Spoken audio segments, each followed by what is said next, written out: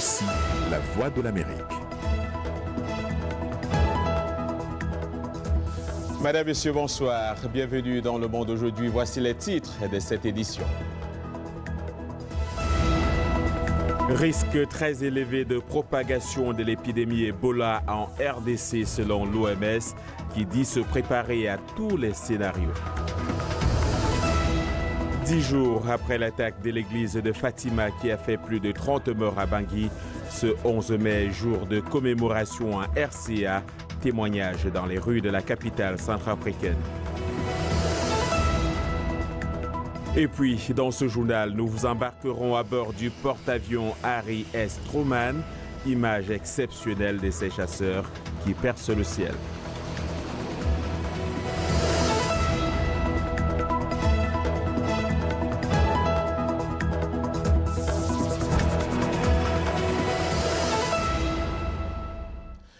Le message de l'Organisation mondiale de la santé est sans équivoque. En RDC, il faut se préparer au pire. Depuis l'annonce mardi 8 mai d'un foyer d'épidémie d'Ebola dans le nord-ouest du pays, l'organisation annonçait il y a 2 jours avoir débloqué $1 million américains de son fonds de contingence pour les situations d'urgence. Aujourd'hui, elle continue de se mobiliser et se déployer pour prévenir une crise sanitaire qui pourrait toucher 9 pays. Nathalie Barge a joint pour nous Tariq Yazarevich, le porte-parole de l'OMS. Je crois que pour cette décision, le gouvernement a besoin de comprendre mieux la situation épidémiologique. Il faut déjà voir qui est identifié comme cas suspect, qui est identifié comme contact.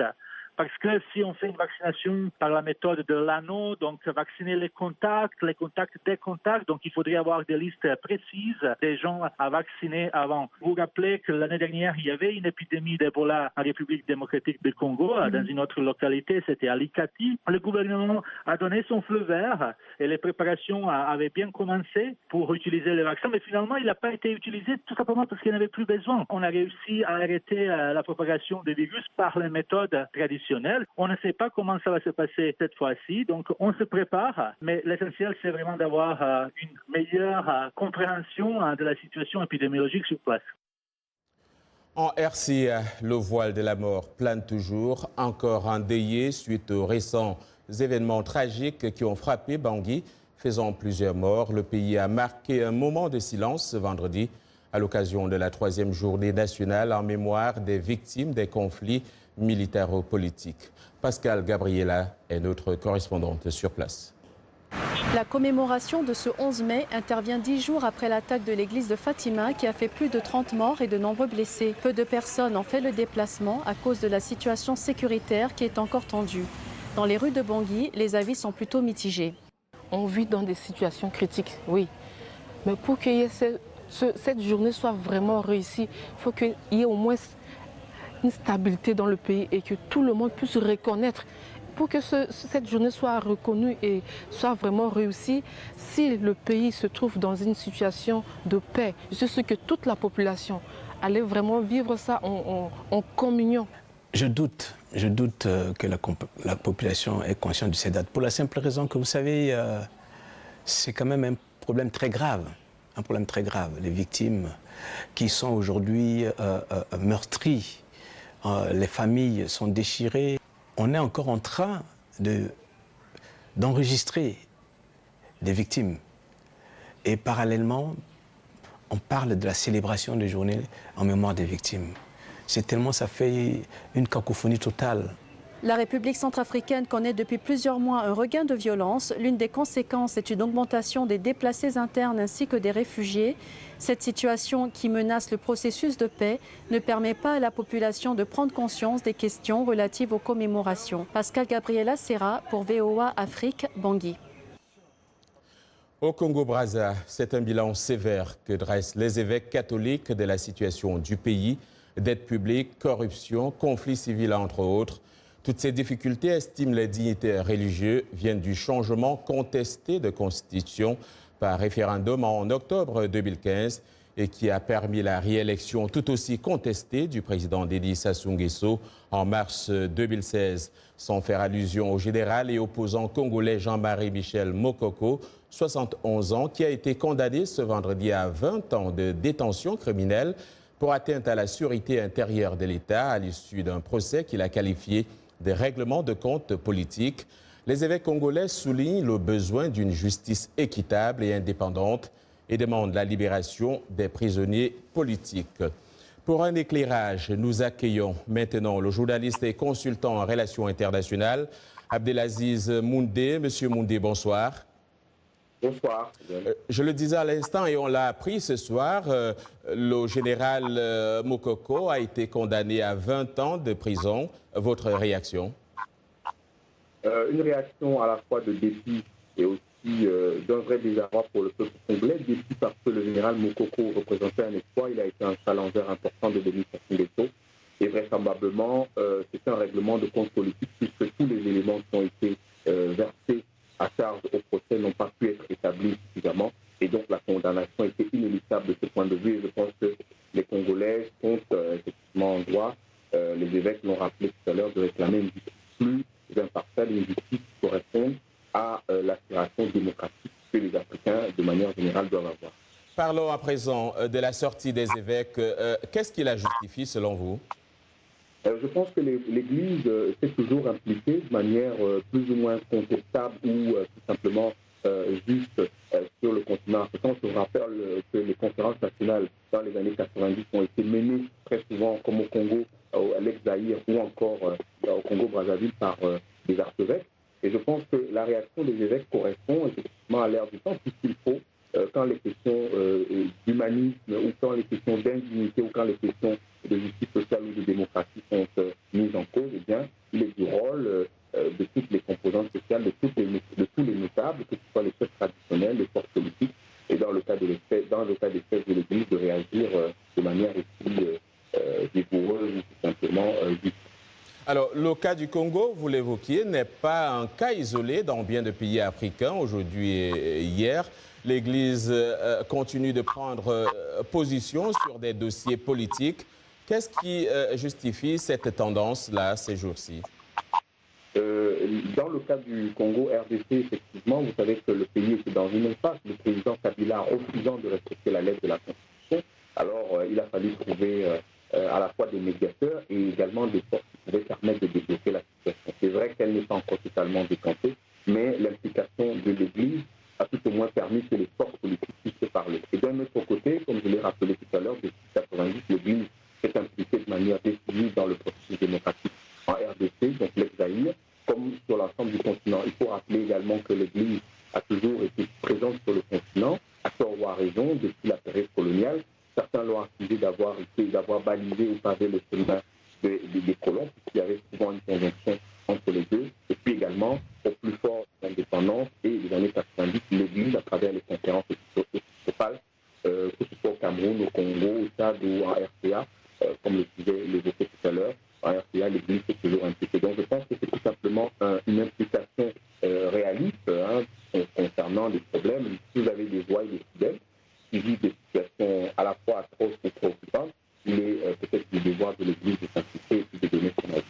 Abdelaziz Moundé, je vous remercie. Je rappelle que vous êtes journaliste et consultant en relations internationales. Merci.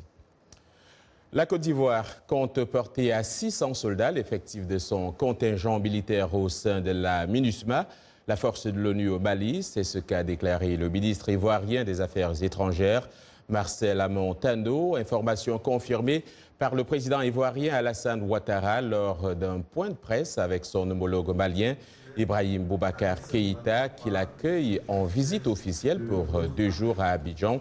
Quelques 150 casques bleus ivoiriens sont déjà déployés depuis 1 an à Tombouctou, dans le nord-est du Mali. Au Niger, le dossier de la trentaine d'acteurs de la société civile arrêtés à mars dernier pour organisation et participation à une manifestation interdite n'avance pas. Chose inquiétante selon leurs avocats qui ont tenu à dénoncer la situation. Surtout qu'entre-temps, c'est la santé de certains détenus qui nécessitent des examens médicaux. Mais leur évacuation traîne, aggravant leur situation. C'est le cas d'Ali Idrissa, coordonnateur de Rodab. Je vous propose de suivre la réaction de son avocat. Monsieur Ali Idrissa, son état de santé est grave. Si dans les 48 heures, il n'a pas été évacué, le pire peut se passer. Et nous avons saisi la Commission nationale des droits humains à cet effet. Et nous estimons qu'elle va réagir, qu'elle va s'impliquer pour qu'il soit évacué et ne demande aucune faveur. À la date d'aujourd'hui, près de 2 mois d'incarcération, aucun autre acte d'instruction n'a été posé. Et pire, ils n'ont eu droit à aucune visite du juge d'instruction, alors même que l'article 666 du Code de procédure pénale est clair là-dessus, qui fait une obligation au juge d'instruction de rendre visite chaque mois aux gens qu'il a placés. Mais dans ce cas d'espèce, près de 2 mois d'incarcération, ils n'ont eu droit à aucune visite. Situation à suivre donc au Niger, mais beaucoup plus dramatique. Amnesty International dénonce la condamnation à mort par un tribunal soudanais d'une adolescente accusée d'avoir tué son mari. L'organisation estime que Noura Hussein Ahmad, 19 ans, est plutôt une victime et que la peine prononcée à son encontre est d'une cruauté intolérable. La jeune femme a été condamnée à mort pour avoir tué l'homme que son père l'avait forcé à épouser à l'âge de 16 ans. Selon Amnesty International, lorsque Noura Hussein a refusé de consommer son mariage, son mari a appelé 2 de ses frères et un cousin pour qu'ils l'aident à la violer.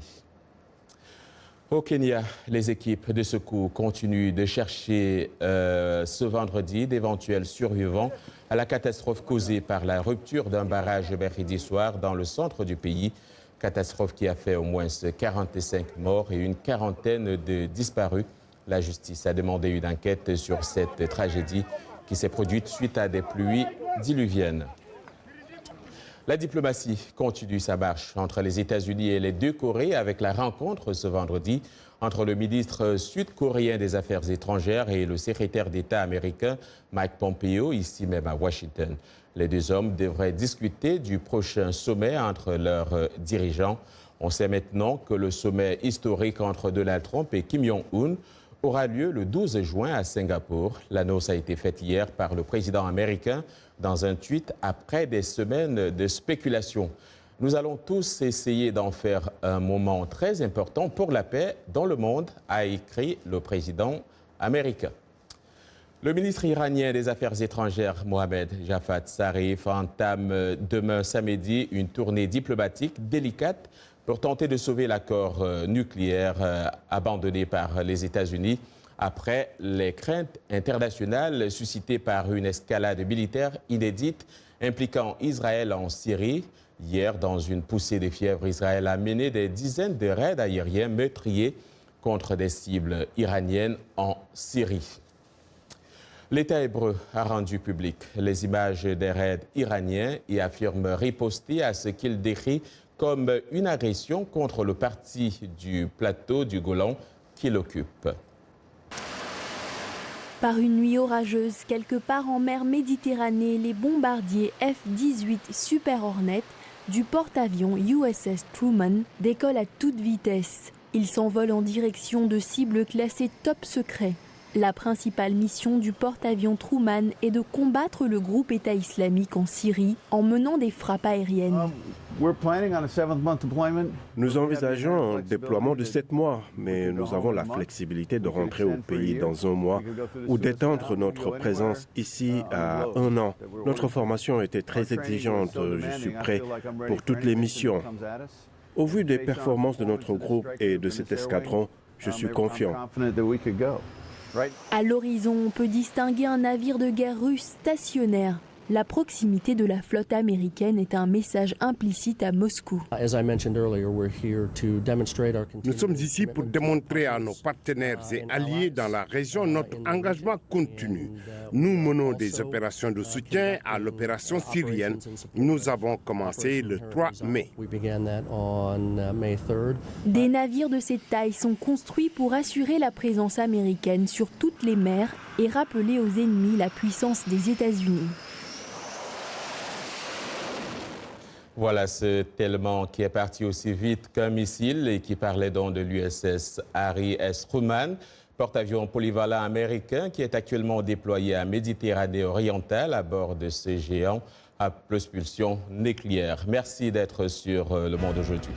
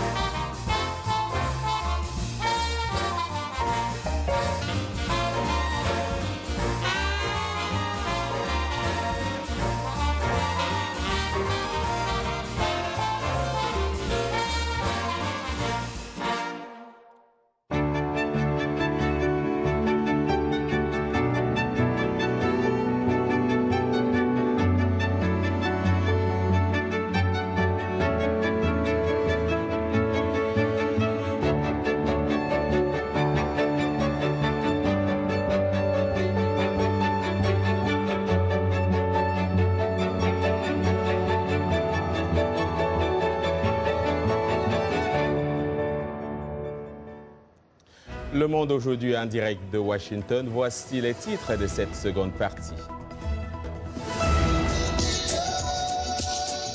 Bob Marley Forever, voilà 37 ans qu'il nous a quittés pour un long voyage, mais ses fans l'ont toujours en mémoire.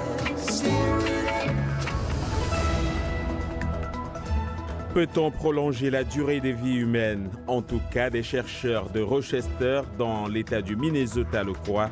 Nous le verrons dans ce journal. Le pain africain, de plus en plus valorisé, c'est le cas à Kinshasa, où une femme couturière et styliste en a fait son affaire.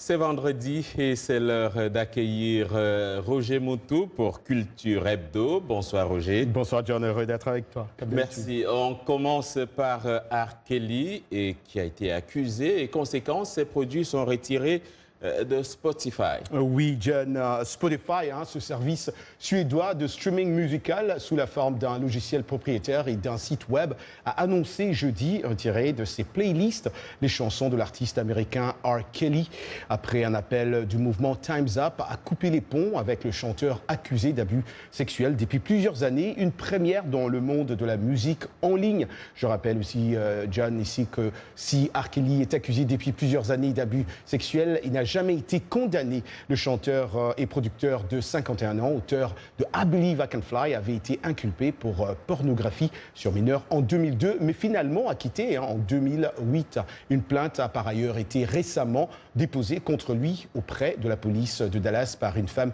qui affirme qu'il a infecté d'une maladie sexuellement transmissible sans l'avoir prévenu qu'il en était porteur. Une enquête a été ouverte en avril.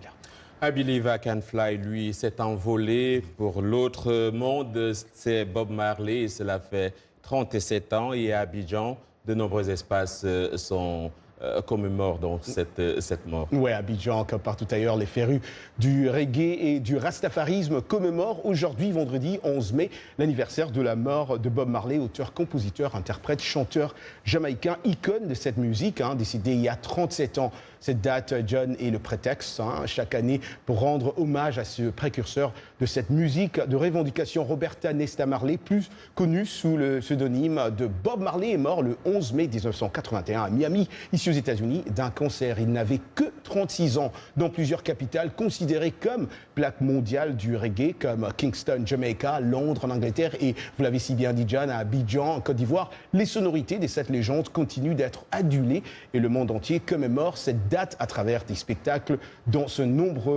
nombreux espaces dédiés au reggae. Bob Marley a je rappelle ici, aussi vendu plus de 200 millions de disques à travers le monde. Et on finit, John, ici avec des images de l'auteur, compositrice, interprète de la musique afro-hip-hop, Phénos, du Burkina Faso, qui était en concert à New York City. Elle nous a rendu visite ici sur VO Afrique. Pour moi, j'aimerais représenter tout mon continent.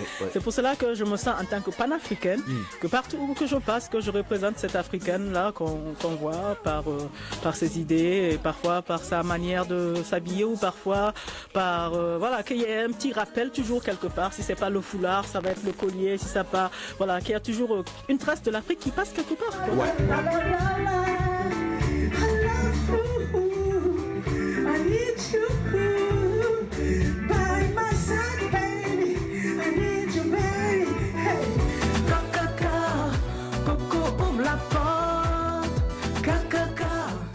Et tout de suite, place à notre agenda culturel.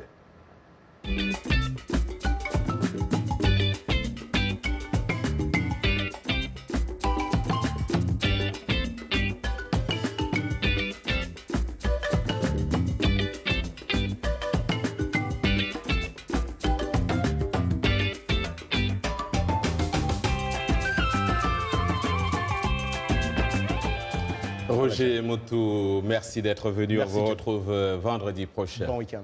On ne quitte pas tout à fait la culture. Roger, on va à Cannes, où la 71e édition du Festival de Cannes a ouvert ses portes mercredi dernier.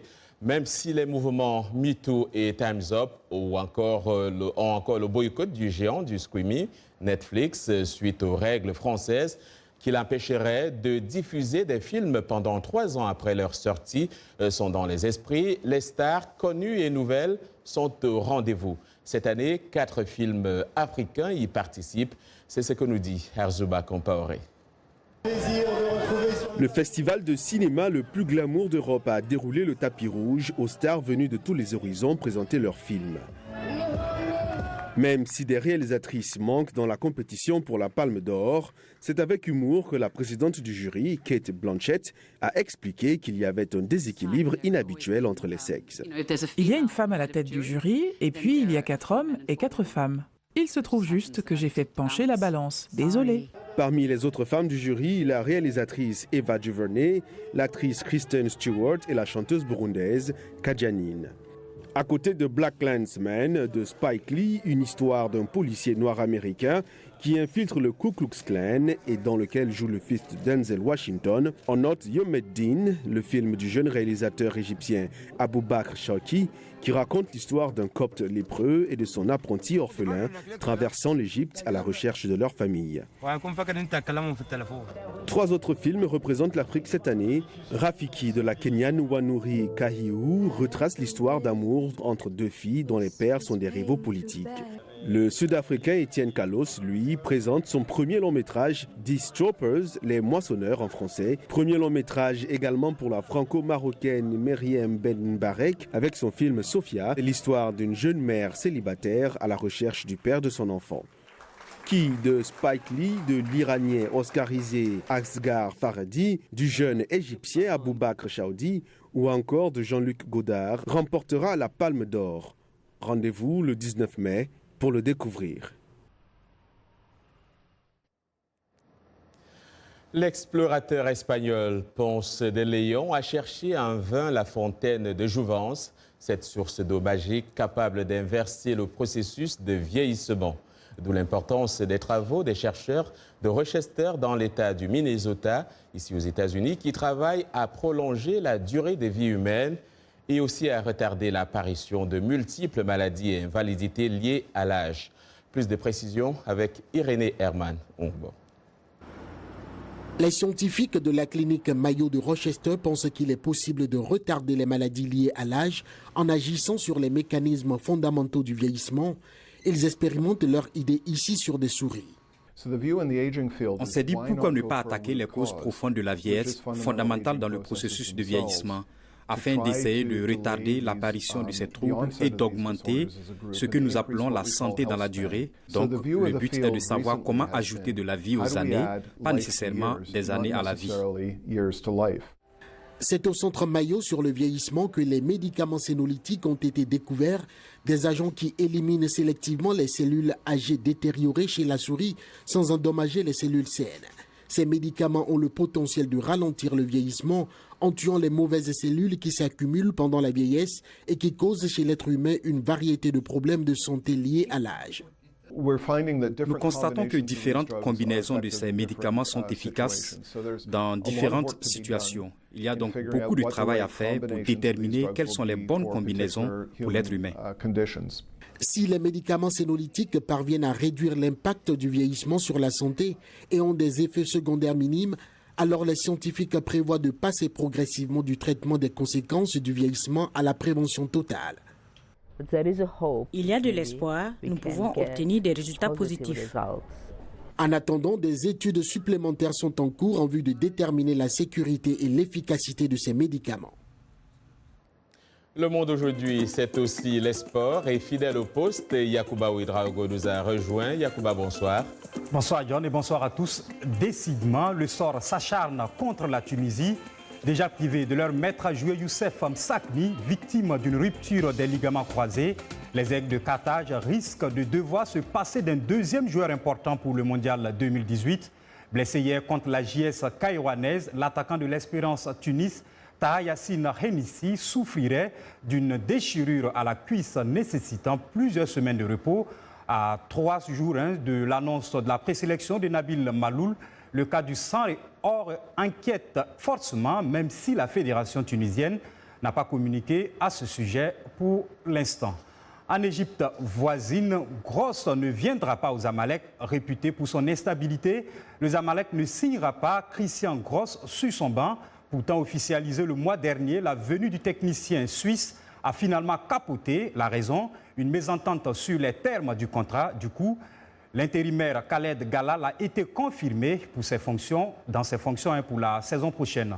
En Europe, l'UEFA a ouvert une enquête pour indiscipline à l'encontre du gardien de but de la Juventus Turin. Gianluigi Buffon, lors des quarts de finale retour de Ligue des Champions contre le Real Madrid, on se rappelle encore, alors que la Juventus menait 3-0 dans le temps additionnel et se dirigeait donc vers la prolongation et une possible nouvelle remontada spectaculaire. L'arbitre a sifflé un pénalty en faveur du Real. Buffon a été exclu sur le coup pour protestation et il a dit de l'arbitre qu'il avait un sac poubelle à la place du cœur. L'instance disciplinaire tentera d'examiner ce cas le 31 mai. C'est tout pour ce qui est de l'actualité sportive du jour. Merci Yacouba. Le pain africain se porte bien, autant s'en réjouir. Et chaque jour, les stylistes rivalisent d'ingéniosité pour le transformer, l'accessoiriser. À Kinshasa, par exemple, Augustine Vaweka, jeune couturière et styliste, confectionne des accessoires pour femmes et objets de décoration faits à base de fameux tissus. Patrick Abega l'a rencontré pour nous. Augustine, la machine à coudre et les pagnes. Une connivence célébrée par les mordus des accessoires en tissu pagne. Un tissu que les jeunes branchés adorent sous toutes leurs déclinaisons. Chaussures, bracelets, sacs ou encore bijoux pour femmes. Augustine ne fixe aucune limite à sa créativité. Le pagne, c'est une identité africaine. Et en tant qu'africaine, j'ai aimé valoriser le pagne. Le pagne, on en porte déjà depuis des décennies en Afrique. J'aimerais bien que les gens, dans leur accoutrement, qu'ils aient aussi de pagne. Que les gens aient toujours quelque chose en pagne dans leur garde-robe. Dans son atelier en plein centre de Kinshasa, derrière sa machine à coudre, elle façonne des objets du matin au soir, caressant un rêve. Rendre les pagnes accessibles à travers ses créations. J'ai trouvé que beaucoup de personnes, de moins en moins, portaient le pagne, peut-être parce que ça coûtait cher. Moi, j'ai voulu faciliter en confectionnant des accessoires en pagne. Quelqu'un peut porter un boucle d'oreille en pagne qui coûte 2000 francs par exemple. Pour Augustine, l'enjeu du pagne dépasse la mode. Il s'agit de les protéger et les pérenniser. Un combat menacé par la déferlante sur les marchés africains des vêtements de style occidental, moins chers mais moins africains. Moi, je suis l'une des personnes qui croient que le mode des pagnes, ce n'est pas un mode qui va mourir aujourd'hui. J'en ai fait vraiment ma profession et j'aimerais que ça perdure dans les temps. Pour cette véritable missionnaire du Liputa, le pagne en lingala, l'une des langues nationales congolaises, l'objectif est donc simple. Convaincre le plus grand nombre de coquettes que le tissu peut et avoir encore de beaux jours devant lui. C'est la fin de ce journal. Merci d'avoir suivi. Retrouvez Anastasie Studiesh dès lundi. Bon week-end à tous.